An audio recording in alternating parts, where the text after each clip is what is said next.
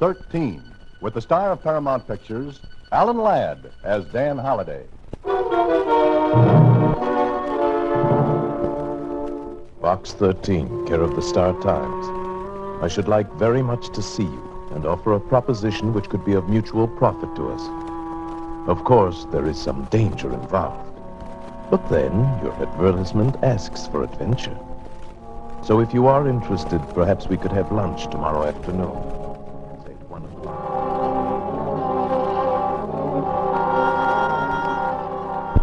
Say at 1 o'clock, the Golden Arrow. Ask for Mr. Waring's table. There's some danger involved, he said. Yes, that's what the man said. And, brother, that's exactly what he meant.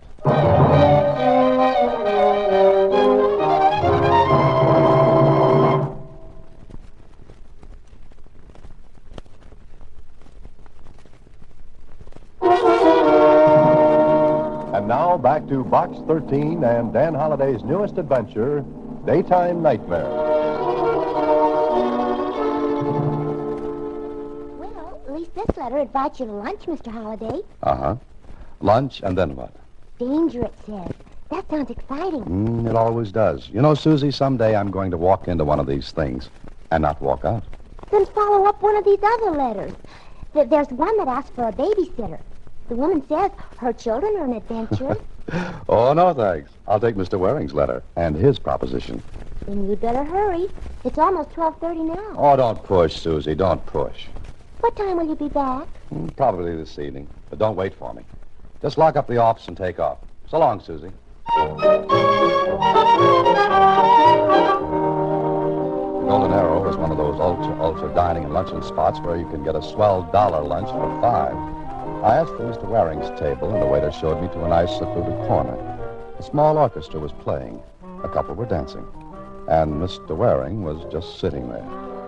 I took a good look at him before I sat down. He was big and handsome, maybe about 50.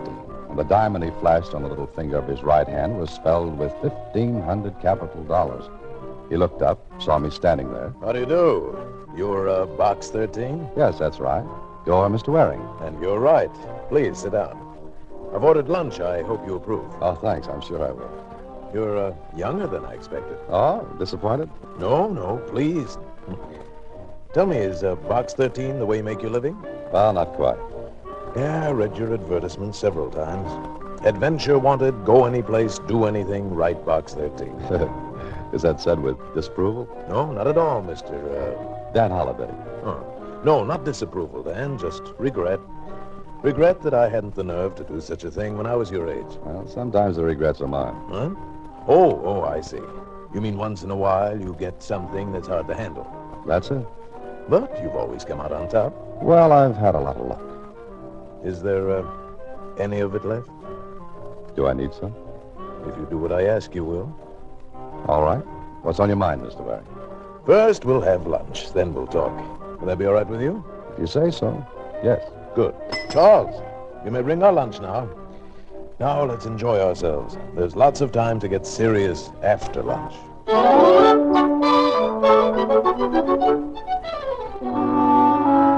Well, Waring was a very good conversationalist. I learned he was an attorney for one of the biggest estates in the country. He kept leading the conversation around to that every time we got on something else. Then, when lunch was over... Yeah, enjoy it, Dan? Very much. Cigar? Oh, no, thank you. Now, if you'll come with me. Come with you? But I thought we were going to talk. Well, I'd rather have more privacy. You'll understand why when I tell you what I have in mind. It's that important, huh? Would you say $10 million was important? It commands attention, yes. Then please come with me. We left the Golden Arrow. The doorman saluted Waring and signaled the big limousine that sneaked up along the curb and purred to a stop. Please, get in, Dan. Pardon me. Where are we going? Oh, for a ride through the park. Wait a minute. I want to know what this is all about before I go in play. You're not very trusting, are you, Dan? It's not that. Something wrong, Dan? Yeah. Get in the car, Dan. A little air will make you feel better. But Go on, get in. All right, Bert. You know where to go.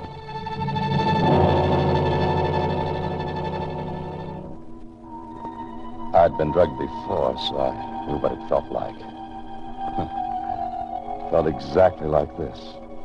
I came crawling out of the long, dark tunnel with a buzzing in my ears, my mouth dry as cotton.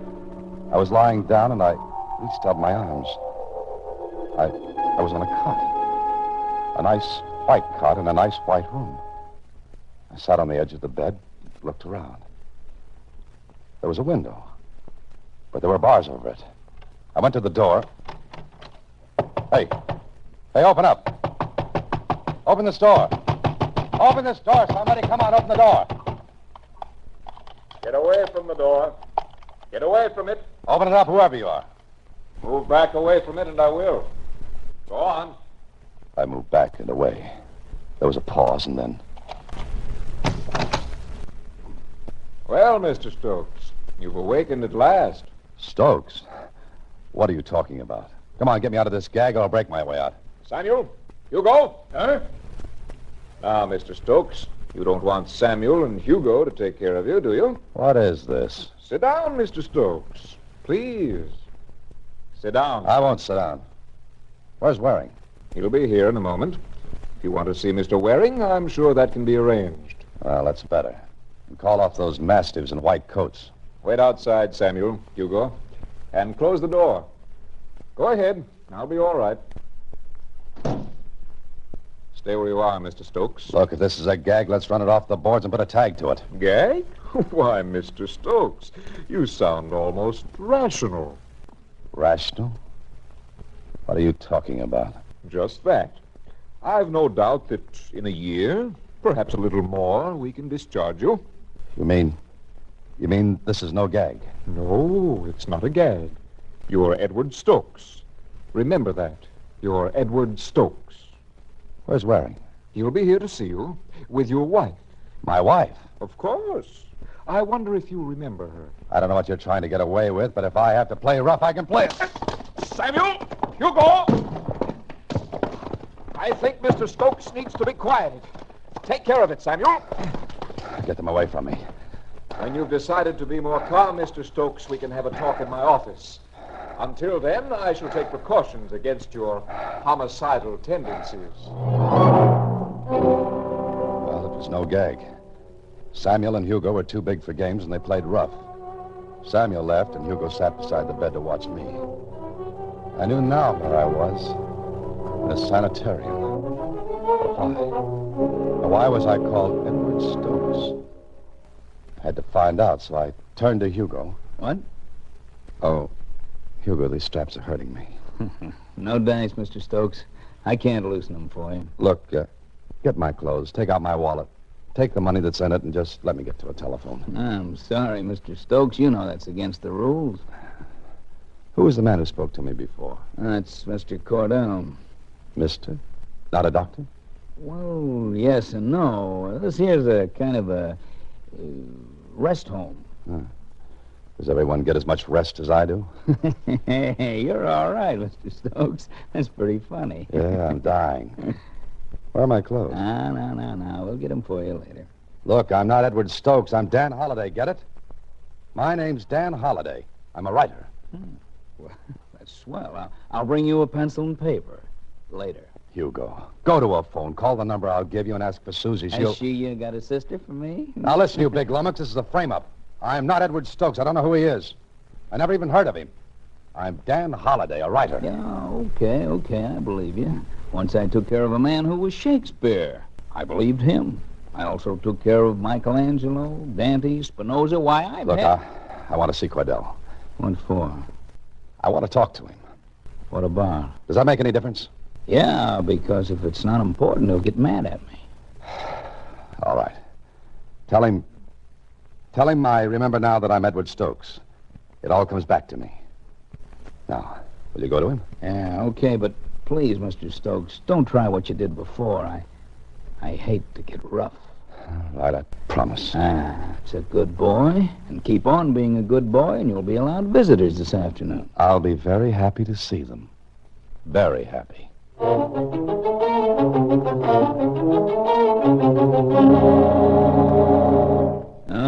Mr. Stokes. I brought you to see Mr. Cordell like you asked. Now, promise you'll take it easy? Oh, sure. Thanks, Hugo. Yeah, it's nothing. Here he is, Mr. Cordell. Good. Close the door and wait outside, Hugo. You sure you'll be all right, Mr. Cordell? I think Mr. Stokes has learned his lesson. Sure. Please be a good boy now. Yeah, I will, Hugo. So, you've become reconciled, Mr. Stokes. I know I can talk myself blue in the face to Hugo or anyone else around here and not get anywhere. But I want you to tell me what this is all about. I'll be glad to. You're Edward Stokes. You're here for arrest. You were formerly at the Millhaven Sanitarium, but your wife thought this would be a better place. Don't you remember? Remember? Oh, of course I do. You made it all so clear. Good, good. Oh, by the way, you're looking so much better than when I saw you last, Mr. Stokes. Would you like to see how much better? What do you mean? There's a mirror on the door of that closet to your right. Open it and see how you've improved. I looked in the mirror. I didn't see Dan Holliday. I saw a stranger. Cordell's voice came to me from 1,000,000 miles away. There's some gray in your hair, of course, but that's to be expected. As a whole, it's still a nice, deep, rich black. My hair's been dyed. Has it? I'll bet you think it was once blonde. I imagine you think your name was once Dan Holliday. Take a good look at yourself, Mr. Stokes. Get acquainted with your new personality. You'll be with it for quite a while. Cordell smiled at me. Then I knew for certain this was no joke. I was Edward Stokes. My hair dyed, clever touches of makeup here and there. Even Susie wouldn't have known me. Do you know why you've become Edward Stokes? Why, Mr. Cordell? Because Mr. Edward Stokes is dead. And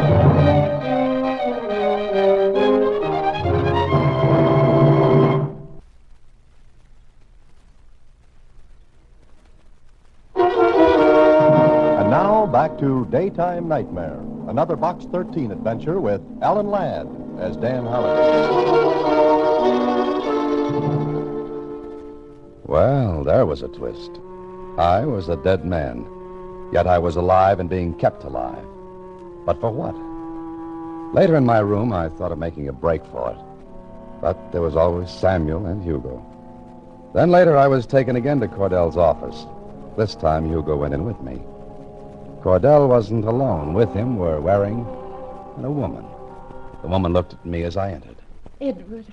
Edward, darling. Would you mind just calling me Dan? Please, Edward.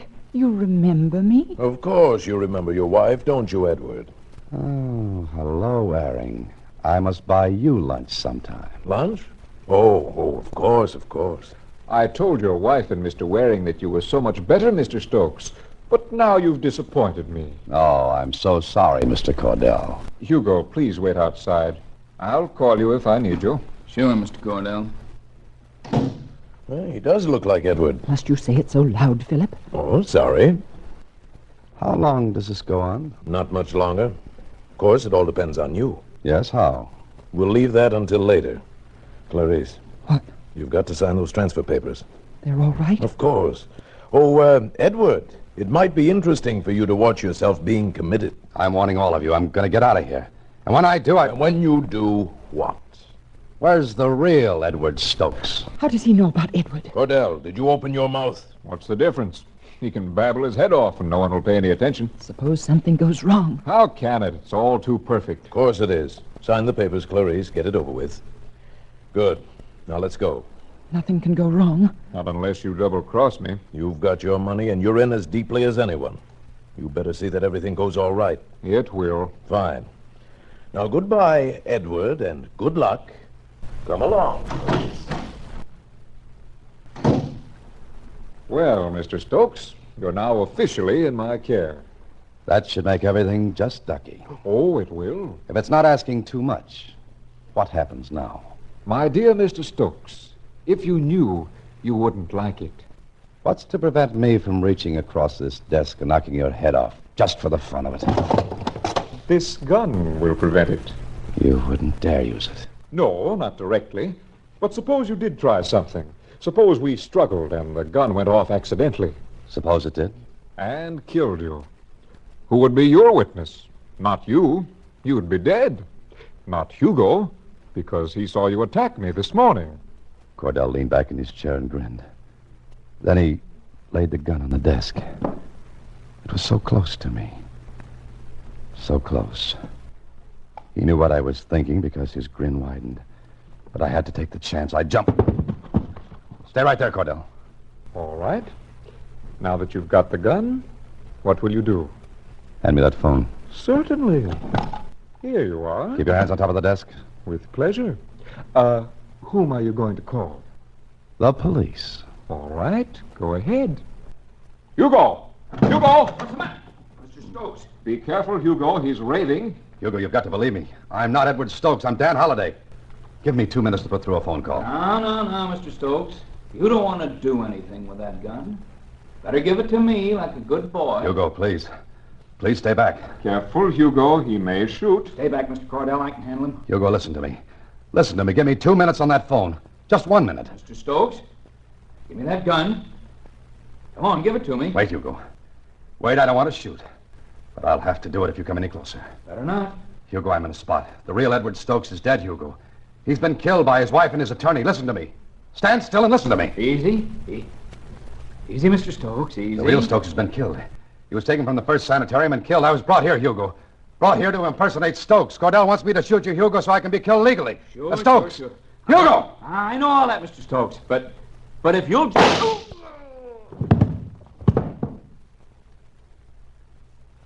Hugo. Hugo. I'm afraid you killed him, Stokes. Cordell, you shot the poor devil. Of course I did, Mr. Stokes. You shot him with another gun you just took out of that drawer. That's perfectly true, Mr. Stokes. Ballistics can prove which gun killed Hugo. That's true, too, Mr. Stokes. But who would think of ballistics in connection with a maniac? Cordell stood there, a smoking gun in his hand. Oh, it was a beautiful frame. In a second, the rest of the people in the place would crowd into that office. What chance would I have? None. I could talk myself into a lather. Cordell put the gun back onto his desk. Well, Mr. Stokes, what now? I can prove I didn't shoot this gun. Think you'll get the chance? I'll be back. Get out of the way. Be careful, all of you. Don't chase after him. He's got a gun. He killed Hugo. Stay back. Let him go. Send out a general alarm. I ran out into the night, out into the rest of my nightmare. I cleared the grounds of the rest home and took to the woods. There was only one thing in my favor, the darkness. I stayed in the woods, but I had to get to a phone. I don't know how long I walked. Maybe an hour, maybe 2. Then I saw a house. There were lights in it. I hesitated, but I had to get to that phone.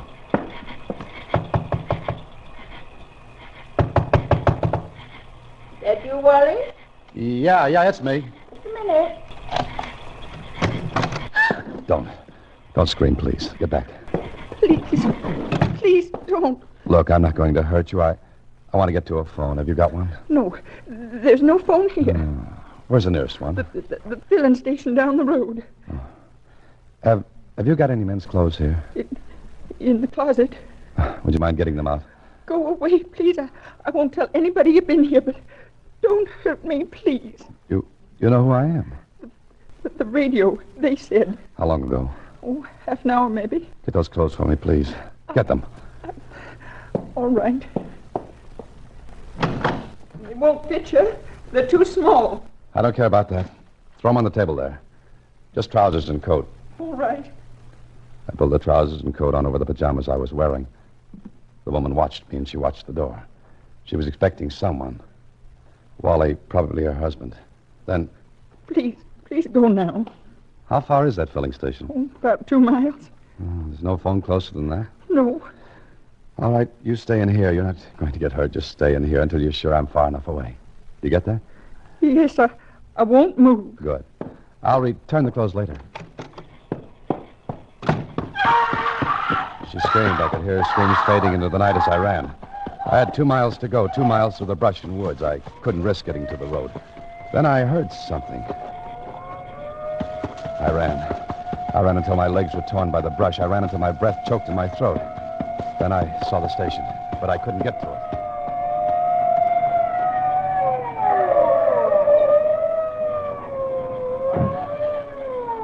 I crept closer and lay down in the mud-filled ditch. I knew then what a fox must feel like with the hounds tearing at his heels. I listened. I heard Cordell's voice. To begin with, he's dark-haired, wearing pajamas. But he may have picked up some clothes somewhere. I haven't seen anybody. Better be careful of him, Clay. He's got a gun. Already killed a man back at the home. Don't take no chances. Shoot to kill. I will, Sheriff. Thanks for warning me. Okay, Clay. Oh, got a gun? Sure, always keep one in the station. Good. Keep your radio turned on, too. We're running bulletins on the air. That way you can tell if he's headed this way. Sure. See you later, Sheriff. Remember, he's dangerous. A homicidal maniac. Take no chances. Okay, Mr. Cordell, thanks. Go on. So long, Clay.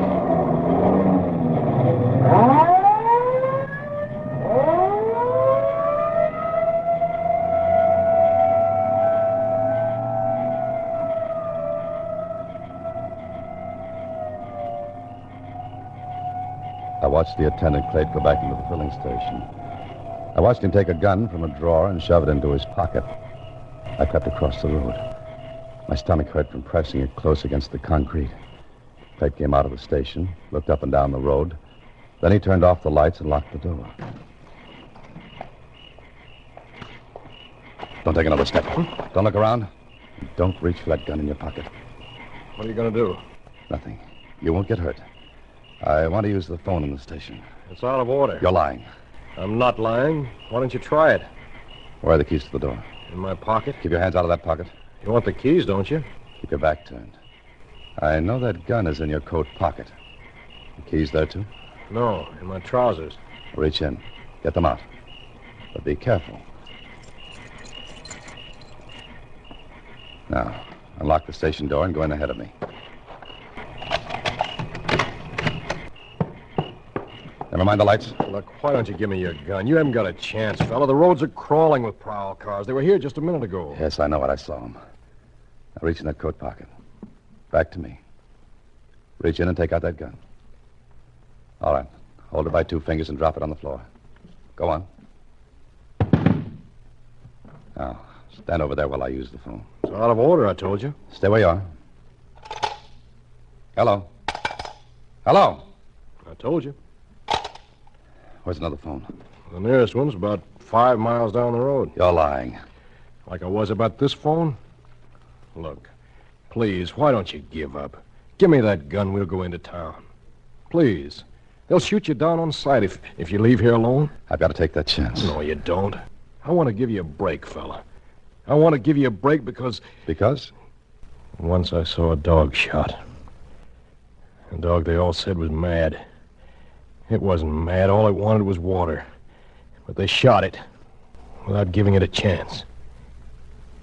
Please, give me your gun. Look, if I tell you a story, you won't believe it. I know you won't. Maybe I will. Go ahead. I'm not Edward Stokes. I'm not the man they're hunting for. He's dead. Killed by his wife and his attorney. What? I think because they want his estate. If I'm killed as Stokes, they'll identify me as him. Please, give me the gun. You don't believe me, do you? I believe only that if you leave here and get out on that road, you'll be shot down. You're hurt. Never mind. Get me to a phone. I can't. All right, here. Take the gun. Take it. What's the way, fella? Now you've got the gun. I want you to do one thing. Get me to a phone. Let me call the police. Let me identify myself, will you? Come on. I've got a car.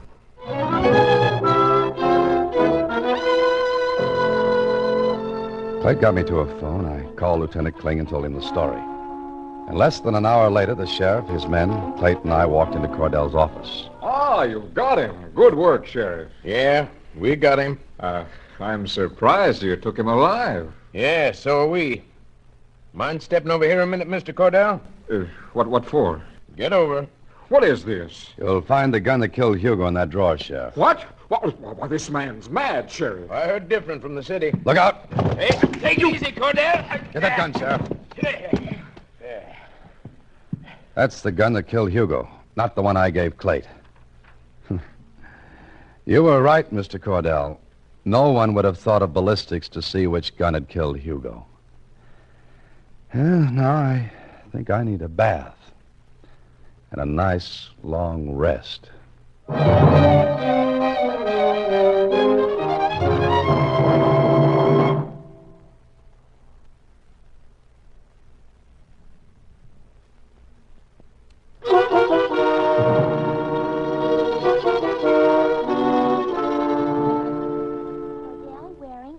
Stokes were arrested on suspicion of murder. Police are searching for the body of Edward Stokes. Gee, Mr. Holliday. Well, it wasn't nice, Susie. But let's forget it. Sure, I know what you mean. Oh, say, I have to remind you. Huh? Of what? You've got a luncheon appointment today at... Luncheon? Oh, no, Susie. Next week, same time, Alan Ladd stars as Dan Holliday in Box 13. Box 13 is directed by Richard Sandville, with this week's original story by Russell Hughes. Original music is composed and conducted by Rudy Schrager.